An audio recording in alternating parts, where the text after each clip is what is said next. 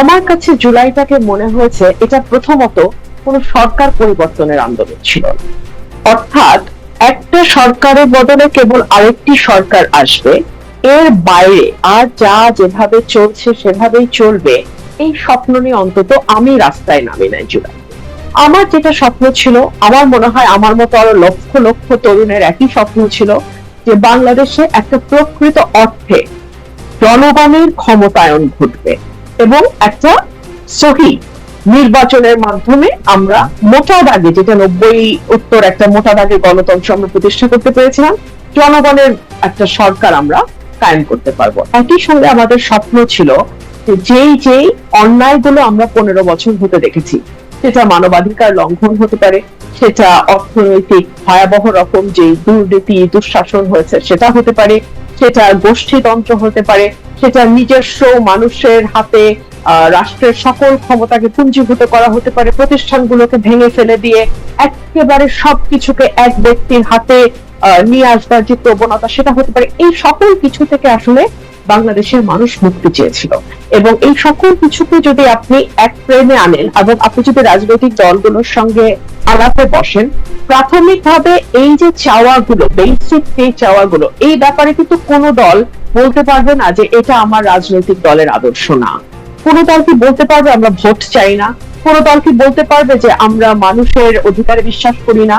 কোন দল কি বলতে পারবে আমরা একটা বৈষম্যহীন সমাজ নির্মাণ করতে চাই না, কিংবা আমরা দুর্নীতিকে আমরা দুর্নীতিকে গ্রহণ করি? কোন দল তো আসলে এটা বলতে পারবে না।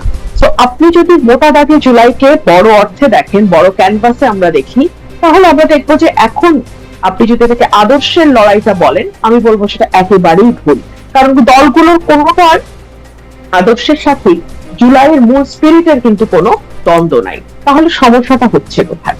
সমস্যাটা হচ্ছে, আমরা দেখলাম জুলাই পরবর্তীতে যেই স্লোগানগুলো দেয়ালে লেখা হয়েছিল, যেই স্লোগানগুলো মিছিলে উচ্চারিত হয়েছিল, যেই আওয়াজটা আমরা সাধারণ গণমানুষের মুখে মুখে শুনেছিলাম, সেটা ধীরে ধীরে ধীরে ধীরে ফিকে হয়ে যেতে থাকলো এবং সেই জায়গাটা দখল করলো মব, সেই জায়গা দখল করলো উগ্রপন্থা, সেই জায়গা দখল করলো মেয়েদেরকে ধীরে ধীরে কোণঠাসা করে ফেলা, সমাজের প্রান্তিক মানুষগুলোর উপরে আরো বেশি কড়া নজরদারি করা।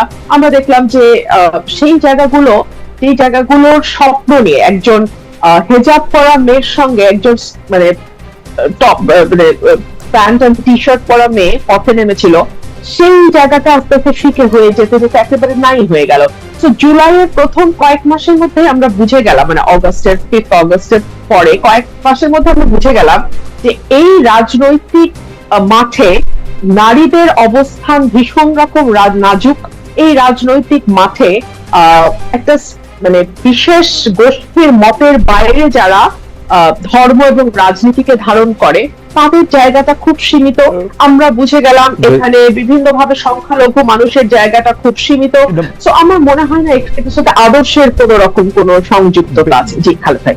বেঁচে না, আমি চট করে শুধু প্রশ্নটা পড়ি। আপনি যেগুলিকে মব বলতেছেন, যেগুলিকে উগ্রপন্থা বলতেছেন, বা সংখ্যা গুরুদের তুষ্টিমূলক রাজনীতি বা অবস্থানের কথা বলতেছেন, বাংলাদেশের বেশিরভাগ মানুষ যদি সেটা চায়, আপনি সেইটা মানে কেন উপর থেকে ঠেকাবেন? মানে আপনার যে দেখার দৃষ্টিভঙ্গি, তার থেকে যদি বাংলাদেশের বেশিরভাগ মানুষের দেখার দৃষ্টিভঙ্গি আলাদা হয়, তাহলে আপনি কেন সেটা মানবেন না? আপনি তো গণতন্ত্রের পক্ষের লোক, আপনি তো চান যে বেশি মানুষের কথাই মানা হোক।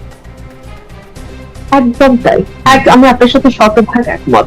কিন্তু মজাটা হচ্ছে যে আমি যাদের কথা এতক্ষণ বলছিলাম, উগ্রপন্থা বা নারীর প্রতি যারা এক ধরনের বিশেষ মনোভাব পোষণ করে, তারা কিন্তু সংখ্যায় খুব বেশি না।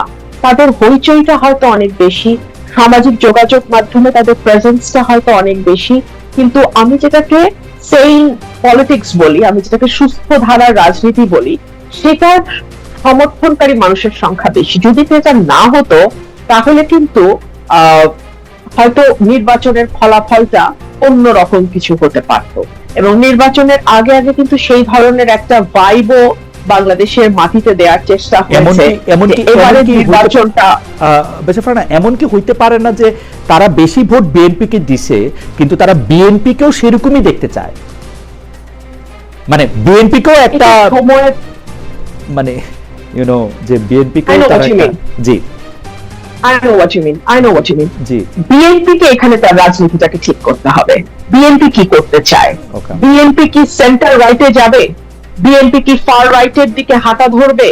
নাকি বিএনপি একেবারে সেন্ট্রিস্ট, যেটা দেশনেত্রী বেগম খালেদা জিয়া এবং শহীদ প্রেসিডেন্ট জিয়া রহমানের যেই দল, সেইভাবে বিএনপি তার দলটাকে পরিচালনা করবে? সমস্যা হচ্ছে যে একটা দলের ভেতরে, বিশেষ করে বড় দলগুলোর ভেতরে অনেক রকম মতের মানুষ থাকে। হুম আমি বিশেষ করে বিএনপির ক্ষেত্রে এটা আরো বেশি করে বলবো, বিকজ বিএনপি এবং জামাতের যে এই মৈত্রী, সেটা কিন্তু দীর্ঘ 25-30 বছরের মৈত্রী। সেই মানে 91 সাল থেকে শুরু হওয়া মৈত্রী, তাই না? মানে 36 বছর, my God, that's a long journey Khaled ভাই, ভেরি লং জার্নি। সো এখানে আমি অনেক সময় যখন আমি দলের ভেতরে কাজ করেছি, যখন আমি মিডিয়াতে অ্যাপিয়ার করেছি দলের পক্ষে, তখন আমি কারো আমার ব্যাপারে মন্তব্যে বা আমার ক্রিটিক করতে গিয়ে আমি দেখতাম যে তারা যেভাবে ক্রিটিক গুলো করছে, 5 আগস্টের পর দেখলাম যে তারা হচ্ছে ম্যাক্সিমাম জামাতের সাপোর্টার। সো এই যে গুপ্ত বিষয়টা, এটা তো কেবল